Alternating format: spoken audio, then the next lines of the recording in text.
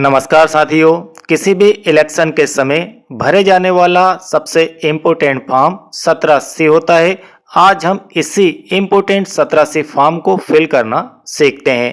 Form 17C को fill करने से पहले आपके पास स्क्रीन पर दिखाई गई कुछ इम्पोर्टेंट जानकारियां पहले से अवेलेबल होना चाहिए। पार्ट फर्स्ट है अकाउंट ऑफ वोटर्स रिकॉर्डेड। यहाँ पर आपको पार्ट फर्स्ट फिल करना है। पार्ट सेकंड काउंटिंग के समय यूज किया जाता है, तो पार्ट फर्स्ट जो है पीओ के द्वारा फिल किया जाता है। यहाँ पर सबसे पहले है election to house of the people legislative assembly of the state union territory. इसका आपको यहाँ पर नेम फिल कर देना है और इनके अंतर्गत आने वाली आपकी कॉन्स्टिट्यूएंसी क्या है उसका नेम यहाँ पर फिल कर देना है। इसके बाद number and name of polling station. Polling station जो भी आपका इलेक्शन के दौरान आपको मिला है उस पोलिंग स्टेशन का नेम एंड नंबर आपको यहाँ पर फिल कर देना है। इसके बाद identification number of voting machine used at the polling station. आपके पोलिंग स्टेशन पर जाने से पहले जब आपको सामग्री दी जाती है उस समय आपको एक कंट्रोल यूनिट दी जाती है, एक बैलेट यूनिट दी जाती है और एक वीवीपीएटी मशीन दी जाती है। तो एक सीयू, एक बीयू और एक वीवीपीएटी मशीन। इन तीनों मशीनों के ऊपर उनके यूनिक नंबर लिखे हुए होते हैं। उन यूनिक नंबरों को आपको यहाँ पर फिल कर देना है। कंट्रोल यूनिट का नंबर यहाँ पर, बीयू का नंबर यहाँ पर, वीवीपीएटी का नंबर यहाँ पर आपको फिल कर देना है। इतनी जानकारियां बड़े ही ध्यान से आपको फिल करना है और ये नंबर आपको अपनी डायरी के अंदर भी नोट करके रखना चाहिए।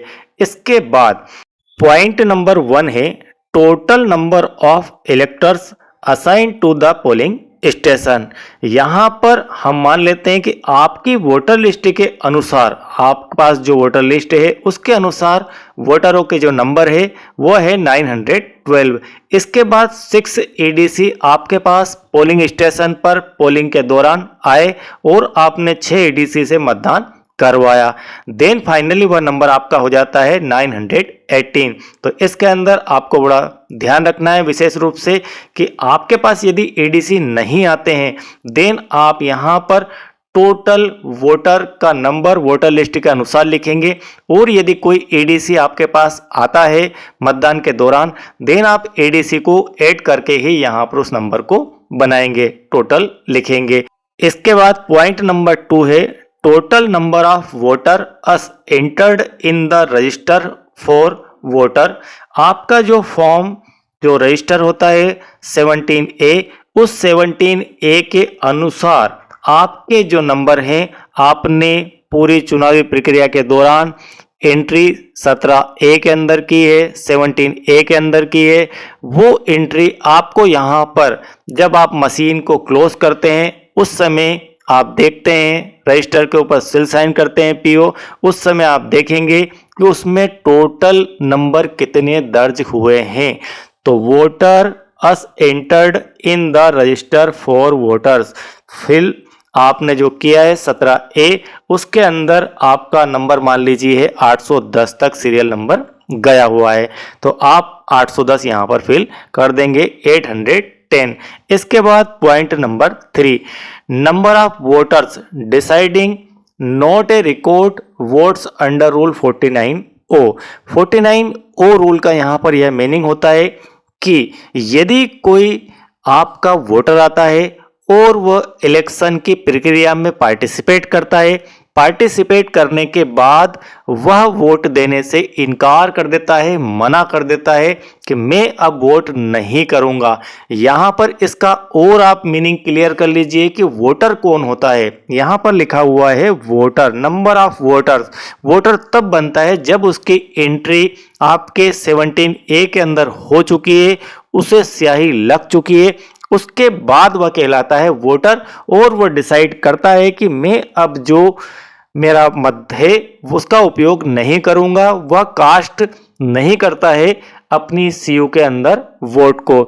देन उस वोटर को आप यहाँ पर एंटर करेंगे, उसका नंबर यहाँ पर लिखेंगे और यदि इस प्रकार का कोई वोट आता है देन यह नंबर आपका यहाँ पर बढ़ जाएगा, यहाँ पर ऐड हो जाएगा 17A के अंदर, 17A के अंदर, क्योंकि इसकी एंट्री 17A में होने के बाद ही वह वोटर आगे बढ़ता है, उसका वोट मशीन में आपको नहीं दिखाई देगा। इसके बाद पॉइंट नंबर 4 है आपका number of voters not allowed to vote under rule 49M। 49M जो रूल है यह कहता है कि कोई वोटर आया, उसने 17A के अंदर अपनी एंट्री करवाई, इसके बाद स्याही भी लग गई और कोई ऐसा कृत्य उस व्यक्ति के द्वारा कर दिया गया, कोई ऐसा नियम था जिसे उसने फॉलो नहीं किया, या फिर इलेक्शन कमीशन की गाइडलाइन से बाहर कोई कार्य उसने कर दिया, देन आप जो है उसे वोट देने से मना करेंगे, आप नॉट अलाउड करेंगे कि आप अब मतदान नहीं कर सकते, पीओ के द्वारा उसे मना किया जाएगा। इस कंडीशन में यह आपका 49M रूल के तहत वोट आएगा और उसे आप यहां पर एंटर करेंगे, उस नंबर को आप यहां पर लिखेंगे। दिन भर में इस प्रकार से 1 2 4 6 जितने भी वोटर इस प्रकार के हुए हैं जिनने नियमों का उल्लंघन किया है और उन्हें आपने वोट देने से मना किया है, उनकी एंट्री आपको यहां पर करनी है। अब प्रश्न ये है कि इस वोटर की एंट्री मान लीजिए आपने यहां पर कर दी, तो यहां पर करने के बाद इसका अर्थ है कि 17A के अंदर उसकी एंट्री हो चुकी है। तो यह मान लेते हैं कि यदि एक एक वोटर यहां पर दोनों जगह 49O और 49M के अंतर्गत आता है देन आपका यहां पर 812 आएगा, 812 आएगा, क्योंकि उन दोनों की एंट्री आप 17A फॉर्म के अंदर कर चुके हैं, रजिस्टर 17 का के अंदर कर चुके हैं। अब आपका पॉइंट नंबर 5, यदि नहीं आता है देन आप यहां पर 00 मेंशन कर सकते हैं। Test votes recorded under rule 49MAD required to be deducted. यदि 49MA रूल के अंतर्गत आपका वोट होता है, इसका अर्थ यह है, इस रूल के अंतर्गत यह विषय आता है कि मान लीजिए कोई वोटर ने वोट कास्ट किया, वोट कास्ट करने के दौरान आपकी वीवीपीएटी मशीन के ऊपर उसने गिरती हुई पर्ची देखी और वहां पर उसने कहा कि जिस व्यक्ति को मेरे द्वारा वोट कास्ट किया गया उसका चिन्ह वहां पर नहीं दिखाई दिया, कोई अनदर चिन्ह वहां पर दिखाई दिया, देन वह इस विषय के लिए पीओ को शिकायत करता है और इस टेस्ट वोट की फॉर्मेलिटी करने के बाद पीओ के द्वारा अलाउड किया जाता है उस पर्सन को वोट देने के लिए एक और वोट वो दे सकता है। तो एक और वोट देने के लिए अलाउड किया जाता है, उस स्थिति में उसे हम टेस्ट वोट कहेंगे। टेस्ट वोट का जो आपका लेखा है वह आपको यहां पर फिल करना है कि आपने total number of test vote to be deducted, आपके द्वारा कितने टोटल टेस्ट वोट करवाए गए हैं उनका नंबर आप यहां पर फिल करेंगे। इसके बाद serial number of electors in form 17A, 17A form के ऊपर आपने जो एंट्री की है इलेक्टर की, उसके आपको नंबर भी यहां पर फिल करना है, सीरियल नंबर फिल करना है। ठीक है, तो सीरियल नंबर आप यहां पर देते चले जाएंगे, जितने भी आपके टेस्ट वोट हुए हैं उन सभी का टोटल यहां पर और उन सभी के 17A के अकॉर्डिंग नंबर यहां पर फिल कर देना है सीरियल नंबर को। और सेकंड यहां पर बी वाला आता है candidate for whom test vote cast, किन कैंडिडेट्स के लिए, चूंकि यह इंपॉर्टेंट बहुत है, बड़े ही ध्यान से इसे समझिए, क्योंकि यहां पर जब आप इस फॉर्म को फिल कर देंगे और इसके बाद यह काउंटिंग के लिए जाएगा, जब काउंटिंग के लिए यह फॉर्म जाएगा आपका 17C, तो यहां पर हम सेकंड पार्ट को भी देख लेते हैं ताकि आपको यह बिल्कुल क्लियर समझ में आ जाए कि पार्ट फर्स्ट के किन कॉलम का क्या इंपॉर्टेंस है। तो पार्ट सेकंड के अंदर result of counting, name of candidate, name of candidate यहां पर आता है, number of votes us display on the control unit के अकॉर्डिंग जो नंबर है वो यहां पर वोट के आ जाएंगे, नंबर ऑफ टेस्ट वोट, तो यहां पर test vote to be deducted as per item 5 of part first, आपके पार्ट फर्स्ट के आइटम 5 के अंदर यही जो वोटर हैं कैंडिडेट को जितने वोट लिए गए हैं टेस्ट वोट के दौरान उन सभी को वहां पर माइनस किया जाएगा। इस सीरियल नंबर के ऊपर इस कैंडिडेट को इतने वोट टेस्ट वोट के दौरान दिए गए, तो ये आपके पार्ट सेकंड से माइनस होते हैं। इसलिए इस पॉइंट को बहुत ही आईएमपी मानकर आप समझ लीजिए। चलिए इसके बाद आपका पॉइंट नंबर 6 है, total number of votes recorded as per voting machine. आपकी जो सीयू है, इस सीयू के अनुसार आपने लास्ट में क्लोज बटन दबाने से पहले टोटल वोट देखे कि मशीन के अंदर टोटल वोट कितने हैं जब आपने मशीन की सीलिंग की उस दौरान, मतलब आपका जो इलेक्शन है वो पूरा एंड हो गया, तब आपने टोटल मशीन के वोट देखें तो उसके अंदर मान लेते हैं कि 810 वोट आपको देखने को मिले। ठीक है, उसने डिस्प्ले किया 810 का, तो आप यहां पर लिख देंगे 810 वोट। इसके बाद आपका इंपोर्टेंट पॉइंट नंबर 7 है। पॉइंट नंबर 7 का सीधा सीधा मीनिंग यह है कि आपके total number of votes recorded as per voting machine के अनुसार आपके 810 वोट आए थे, जो कि आपने आइटम 6 या पॉइंट नंबर 6 के अंदर लिखे हुए हैं। तो ये आपके पॉइंट नंबर 6 के जो 810 का डाटा है, यह डाटा आपका 2 - 3 - 4 से मैच होता है या नहीं होता है। 2 - 3 - 4 के अनुसार डाटा से अर्थ है कि 17A के अकॉर्डिंग, ये 2 नंबर जो पॉइंट है वह है 17A के अकॉर्डिंग आपके नंबर रजिस्टर में आपके टोटल नंबर कितने थे उसमें से आपको माइनस करना है ऐसे वोटर जिन्होंने आपके मतदान केंद्र पर वोट देने से मना कर दिया, देन आपका वह कहलाता है 49O। और 49O के साथ में यदि आपने किसी को वोट देने से मना किया वह कहलाएगा 49M रूल के अंतर्गत। तो इन दोनों को आप इसमें से माइनस करते हैं, देन आपका यहां पर मशीन के अकॉर्डिंग वह डाटा मैच होना चाहिए, यह ऐसा हो रहा है या नहीं हो रहा है। तो यह आपका पॉइंट नंबर 3 और यह आपका पॉइंट नंबर 4। हम इसे एग्जाम्पल के माध्यम से यहां पर देख लेते हैं।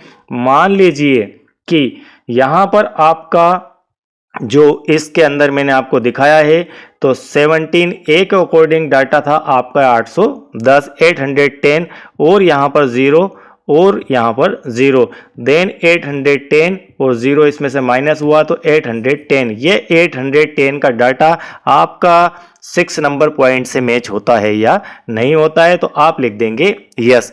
अब हम एक और एग्जांपल लेते हैं कि मान लेते हैं कि 49O और 49M के अकॉर्डिंग कोई वोट हुए हैं, इनके अंतर्गत भी हमने नंबर वहां पर लिखे हैं। ऐसे वोटर आपके पास आए हैं जिन्होंने वोट देने से मना कर दिया और एक वोटर ऐसा आया जिनको आपने वोट देने से मना कर दिया। तो 17A के अनुसार आपके जो वोटर थे वो हो जाएंगे 812। 8 से 12 क्यों हो जाएंगे?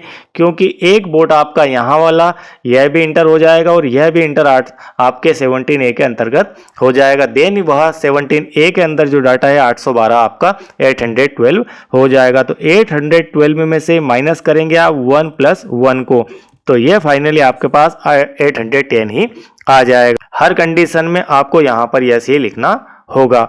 अब इसके बाद आपका point number 8, number of voters to whom tendered ballot paper were issue under rule 49P। 49P के अकॉर्डिंग आपने किसी वोटर का वोट करवाया है टेंडर वोट से, देन आप उसकी एंट्री यहाँ पर करेंगे। टेंडर वोट क्या होता है इसे समझ लेते हैं।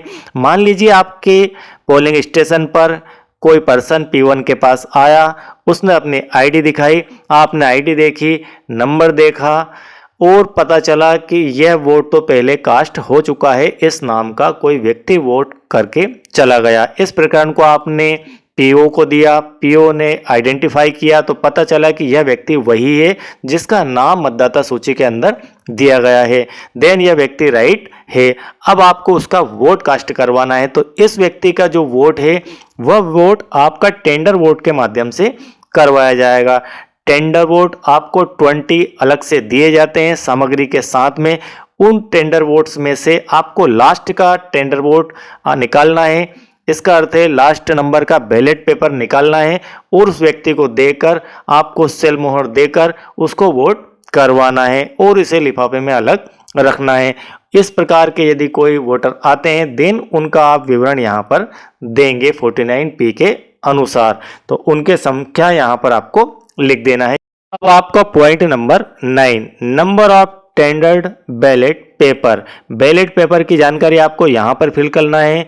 आपको रिसीव्ड फॉर यूज, आपको कितने टेंडर वोट दिए गए थे सामग्री लेने के समय। मान लीजिए कि उनके नंबर थे 20, कहाँ से कहाँ के सीरियल नंबर तक थे, तो 101 से लेकर 120 तक के सीरियल नंबर आपको मिले थे।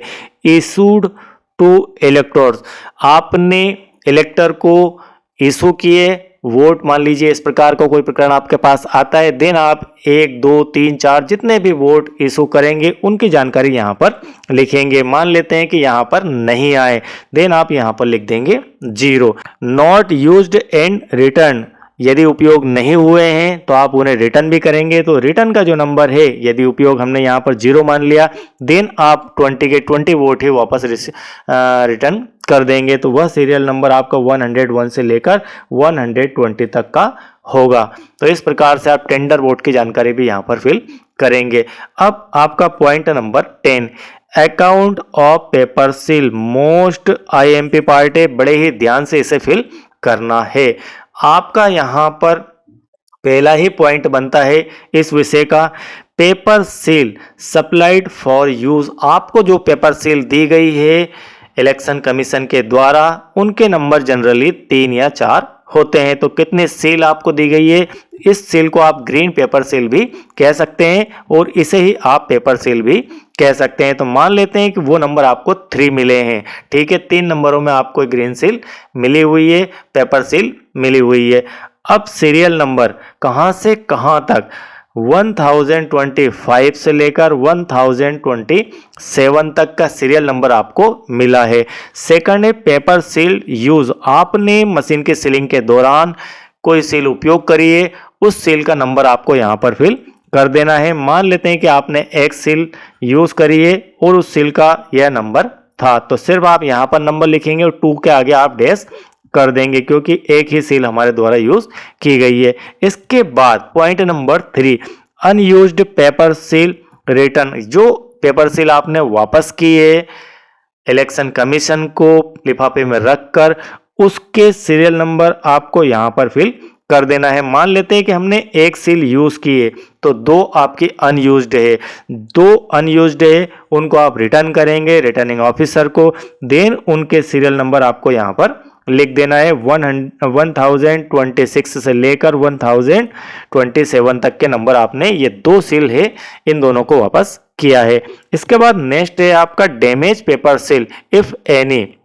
यदि कोई पेपर सील आपके यूज करने के दौरान कट जाती है, फट जाती है, या फिर उसके ऊपर कोई ऐसा नंबर जो कि आपको स्पष्ट दिखाई नहीं दे रहा है, तो वह भी डैमेज की श्रेणी में ही आएगी। तो आप इसको यहाँ पर लिख सकते हैं। यदि इस प्रकार से कोई सील आपके पास टूटी फूटी या डैमेज है तो आप यहाँ पर उसका नंबर लिख देंगे, कितनी ऐसी सील आपको प्राप्त हुई है डैमेज है और कौन कौन से नंबर की आपके प्राप्त हुई है वो यहाँ पर लिख देंगे। या आपके द्वारा कहीं टूट फूट हो गई है उसकी सीलिंग के दौरान, तो भी आप यहाँ पर उसे डैमेज के कॉलम में डालकर एंट्री कर देंगे। यदि डैमेज नहीं है तो आप यहाँ पर 00 लिख देंगे।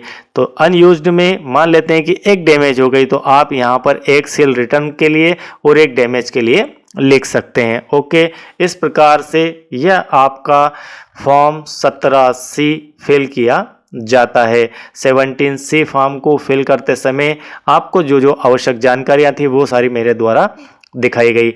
अब यहाँ पर आपको सिग्नेचर ऑफ पोलिंग एजेंट अनिवार्य रूप से लेना है, यहाँ पर नहीं लेना है। यहाँ से नीचे की तरफ लिखा हुआ है आपके ये सील की जानकारी, एक यहाँ पर लेना है, एक यहाँ पर, एक यहाँ पर, एक यहाँ पर, एक यहाँ पर और एक यहाँ पर। तो आप एक एक पोलिंग एजेंट, मान लीजिए आपके पास 4 पोलिंग एजेंट आते हैं तो 4 पोलिंग एजेंट के आप 4 सिग्नेचर यहाँ पर ले लेंगे।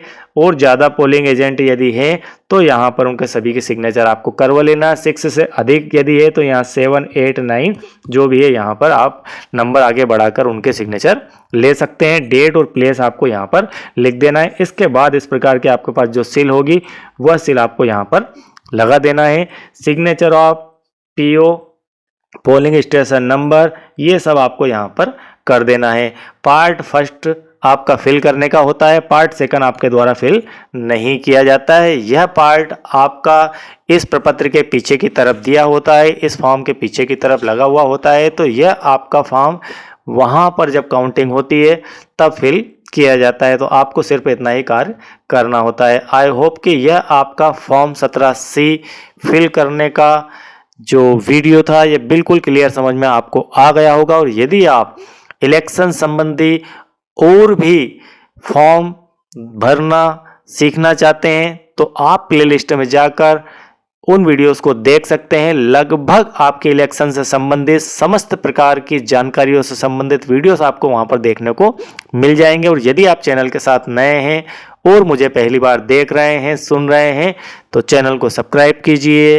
वीडियो बेहतर लगे तो लाइक कीजिए। Thank you very much.